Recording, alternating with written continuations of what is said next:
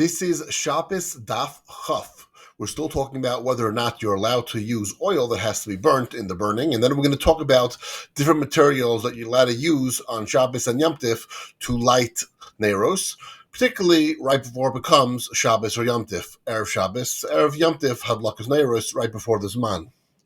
Or in Yom Tif, the minhag has become on the Zman. Amar Avuhu says, Shana li Rabbi Yonasan bar Achmai.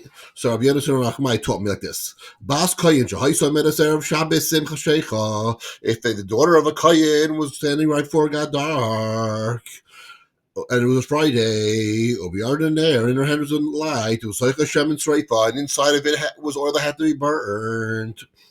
So she puts in some chulin, a little bit of that. But like as she lights it all, mixes all, becomes a part like chulin, and she lights it. Obviously, the one that had the part that has to be burnt. But it's like she's lighting chulin, and she's lighting it for Shabbos. Amar le Rab Zeira asked a question that you don't really see in the Bavli. You don't really see this in the Bavli. Obviously, this person survived to teach this in the Yerushalmi, because clearly this person was a good person, but the Bavlis, they assume anyone in the Bavli is obviously someone who you can learn from. The Yerushalmi is a little different. The Yerushalmi, we're going to do our due diligence. Umay have it today, and he is Rabbi Yonasan ben Achmai good? Is he someone who you could learn from? So Adam Gadol Haya, he's Adam Gadol. Ubaki Mishaseinu Haya, and he's a Baki in our Mishnayis. Ufersha Rabchia de Kfar Tachman, Kumi Rabbi, and Rabchia Kfar Tachman expounded in front of before Rabbi, and he says, Uminise Chakim. They called him Chakim. Chakim was like from the word Chacham. They called him Rabbi. They called him a wise person. He was someone who's able to learn from, someone who's able to teach. Okay, we got his qualifications down. V'loy b'chelev, and not with tallow fats. Rabruna says chelev tallow. Matif l'soicha shemin kosher madlik. One may put a small amount of it in oil and then light it on Shabbos. If it's in small amounts, then it's fine. Too much of an amount, then it's problematic, and it's going to stop the lighting process. Yosi inquired, Ma'anan keminan. What is the case? He's talking about that small amounts. Im b'machu. If it was dissolved, even if he did not put any oil into it, then it's fine on Shabbos. Of the son of Shmuel, and Shmuel taught, any substance that they have melted has not and not come in the solid state is considered like it's dissolved. And if it's from tallow that has not been dissolved, even if you put it in shemen, so it's not going to be allowed. So what is it? Are you saying you put little amounts in oil if it's dissolved? So then, if it was dissolved by itself, you wouldn't really need oil. And if it's not dissolved, then even in oil, it's not going to help. So also Rav Chananya came, Rab Baruna b'shem Rav, Chelev, tallow, mehutach, v'kura dogim madlik bahem, that when you have that or melted fish innards, you can make kindle with them. So we're learning out. But when it's a solid state, not good. But when it's a melted state, when it's dissolved, then that's fine. Then it lights well, and you don't have to worry about it on Shabbos. Rab Chia bar Ashi Anei Masei Kumi Rav. Rab Chia bar Ashi was a lady coming for Rav on Erev Shabbos. Summer lay says to him, so Rav asked Rab Chia bar Ashi, Han Havesa, so where were you? We've seen this a lot. We had it before, where someone's been delayed coming. So, you're supposed to come on time for minyan. Where are you? The minyan waited for you. What's been going on? So by Mishach Zaysa, I needed to buy olive oil for Shabbos. So Malay says to him, you don't have any fish innards. In other words, fish innards are fine. As long as they're melted, they're fine. So you don't have to worry about that, about their light, and you adjust them on Shabbos, they're fine. So we see that if they're dissolved, the fish innards are fine. Is tonight Tani Madliki Manif. There are those who say, the Tanu says, you light a light with naft. Now, naft is a very, very thick tar-like substance. So, is tonight Tani Madliki Manif. Some say you cannot light it with it. Amar Rav Chizah says, Mada Amar Madlikin, the one who says you can Madlikin, Bahaham Ichuma. That's talking about the black type. And the black type apparently is flammable and fine. Mada Amar Madlikin, the one who says you can't light it, Bahahan who's Zakana. It's the white type, and the white type apparently is sakana. So clearly, don't light something that's going to give carbon monoxide and you're all going to die on Shabbos. Okay, sakana, that's why you don't light it. Nothing to do with how it lights on Shabbos. It's sakana that's the problem. Next halacha beis. Hey, madlikim b'shem and straight of Yom Tov. Not light with oil that has been burnt on Yom Tov, clearly implying that it could be lit on Shabbos, like we just went through all these gemaras before. Rabbi Shmuel says, "Hey, madlikin be'itron. We're not light with tar. If they cover Shabbos, that's what we cover Shabbos. So you probably cannot light with it on Yom Tov either, probably because of Yom Tov. If it smells, then it's a problem Yom Tov also. Chamatirim b'chol shmonim. Chachamim permit all oils. And it's interesting. What are we going to elaborate with now?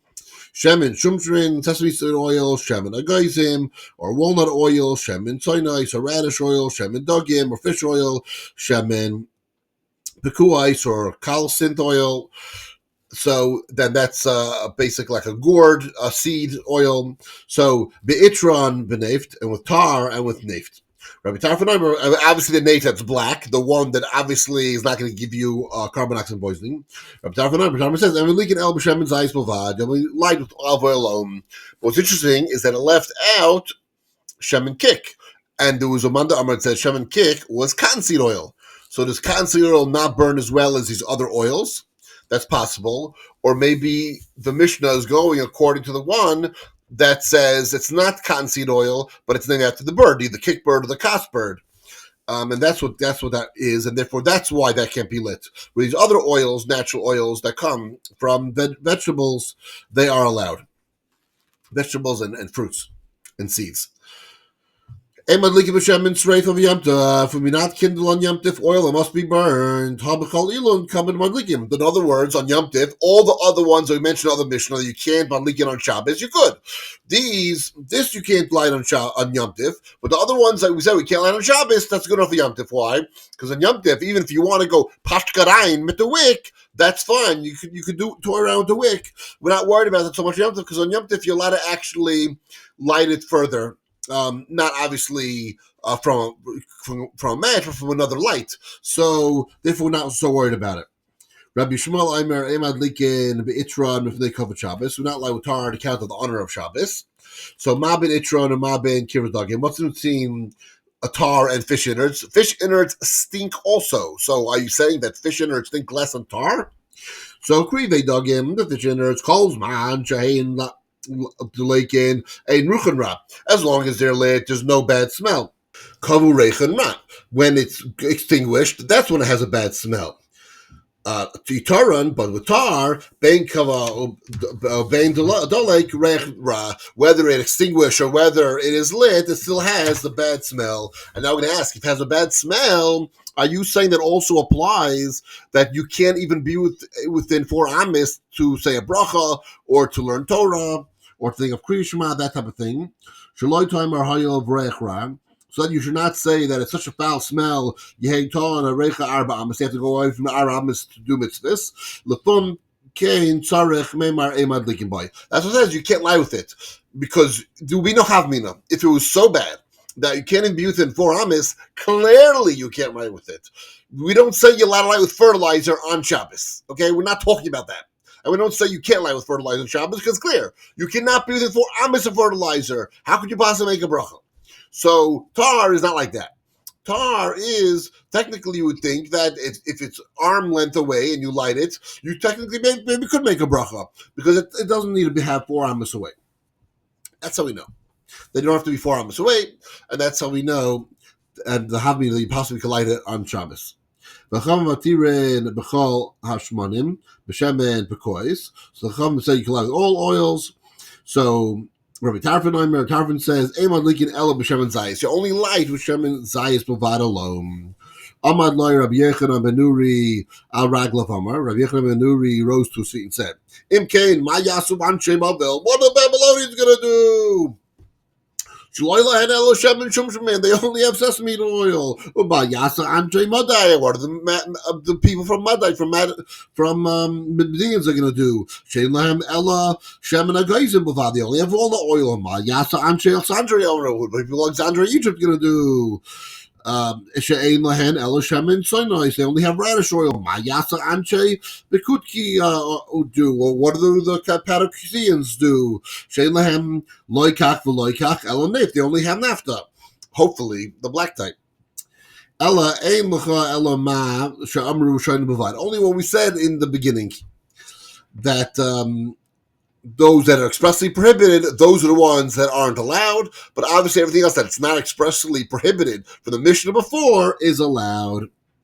Tani, we learned, Rab Shimon ben Elazar. Shimon ben Elazar says, "Emelikin Tzari, we not kindle with balsam, because it is sap. It is sap from a tree. It doesn't light well. You cannot also light with that. So balsam and everything else that's said in the Mishnah, that you cannot light with. Anything else from that Mishnah on, including this Mishnah going forward, you're allowed to light. Kol yotze min ha'etz, anything that comes from a tree. Do not light with it. In other words, don't use its wick. Don't make a wick out of any tree, except for flax or linen. Anything comes out of a tree. Mitame tumos oilim is not going to be tame or tumos oilim, except for flax, except for linen. Psilas ha-beged, a wick of a garment. Shekitza, that was the one folded. V'loi hevava, but he did not singe. Rabbi Lazar says, it can become tameh. Then we're thinking about, and you should not light with it. Rabbi Kiva, who says, no, it's actually tahar, umad likin ba, and you may light with it. Kol yotza mina eight, say umad likin ba elapishtan. You may not light for anything from a tree except for flax or linen. This is what the Gemara is saying. Of course, the question is, what about cotton? Because cotton burns very well, and we know there was cotton because there was a havamina that Shemen Kik was cottonseed oil, and cotton in those days came from Southeast Asia, from the Uzbekistan, Pakistan type of area in Asia. So what about cotton? Cotton should be allowed, and don't say linen is from a tree and not from a plant, because linen is also from plants. So it's archim. Rabbi Shimon ben Rabbi Yitzchak says, "Ksiv lahalos ner tamid." It is written that we kindle a lamp continually. She'iu uru loymar she'ein l'cha isa halavas ela pishtam bavad. So the Chacham determined there's nothing produced from a tree other than linen that yields such a good flame. Tani, we learned in a brisa. Rabbi Shimon ben Elazar. Rabbi Shimon ben Elazar says, "Kol yitzim and eitz, anything that comes from a tree, ein by mishum shleisha is not subject to tumah of 3x3. Any cloth that is 3x3, that is a size that it could actually become tameh. Anything small than that will not become tameh. U'misachin boy, and we cover with it chutz min hapishtan, except for flax. Flax is susceptible to the rule of 3-3. It's susceptible to tumah. Rabbi says, Asuwaisai ka'avim harakim. They consider some materials as thick cloth and soft cloth. The Tan we learned regarding the Mishnah, ha'avim harakim, thick cloth and soft cloth, is not subject to 3x3. Amar Rav Lazar says, Min ha-mishkan lamdu. We learn from the Mishkan. The Mishkan is oihel and oihel toma. So therefore, anything acceptable to toma in or used to be made for the Mishkan, so then that's the same thing that could be Tumas Ayhel. The Sip says, yes, a Mishkan, Tasa Eser, Uriah, Sheish Masar. The Mishkan should be made of 10 curtains twisted of Sheish. So what is Sheish? Sheish means linen, but how do we know that? Ksiv. Pa'arei Pishtim Yiyu al Roisham. And it's written that splendid dressings of linen shall be on their heads. Adlam be sheish sheish. We learn sheish sheish.